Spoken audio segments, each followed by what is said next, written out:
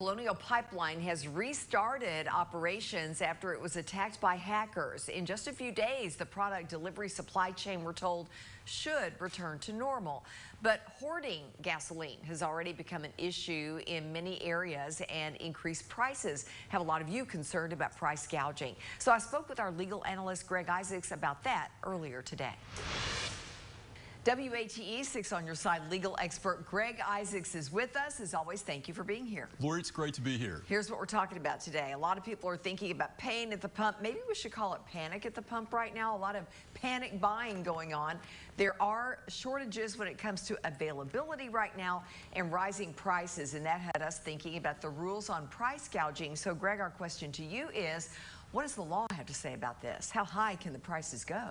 Well, Tennessee has a price gouging act enacted in 2002, and it prohibits charging an unreasonable price for designated consumer goods and services. This had its genesis in 9/11. Obviously, gasoline, such as medical supplies, housing, are a protected service. But if you read the statute, it's interesting. How do you define unreasonable price for consumer goods and services? The statute says grossly in excess of what is normally charged. So that tends to be kind of a pretty high standard. But right, and what has to happen before that's enacted? Well, Lori, that's what's really amazing. We know that, some of our companion states have already declared states of emergency, their governors. We have not. Virginia, North Carolina, Georgia, but we have not. And before the price gouging statute to kick in, the governor has to declare a state of emergency or decree abnormal economic disruption. And Governor Lee has said we have plenty of gas. There's a parallel petroleum pipeline that would bring fuel to Tennessee. So the Colonial Pipeline that's at issue, it has been attacked by cyber terrorists, he says is not sufficient. So until the governor makes that proclamation, there is no price upward. There is no price gouging protection. All right. On the flip side, what about hoarding? Can we get in trouble for buying too much? We've seen video of people with several gas cans there, filling them up.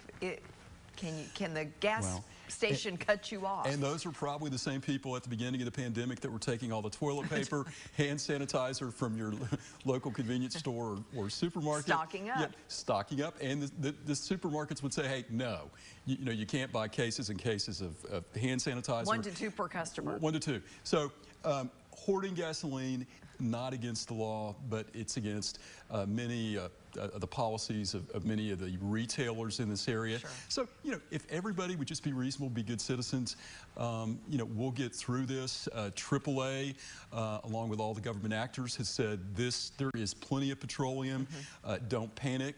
But like anything else, no one believes the government or their agencies. And to me, it's kind of like when Ken Weathers and Matt Hinken call for snow and then all the bread and milk are gone from your local supermarket.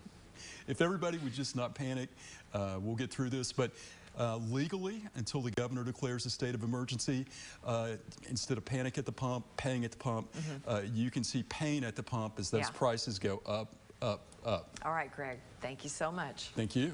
Hey, a reminder, if you missed it, Colonial Pipeline breaking news announced just a few minutes ago that it is reopening. So just wanted to make sure you knew that. If you have a legal question, by the way, send it Greg's way. We'll see if he can clear it up for you. Email askisaacs@wate.com. And remember, we bring Greg on every Wednesday at 5:30, and I'm going in depth with him in a special online stream on WATE.com and on our Facebook page every Wednesday at 2 p.m.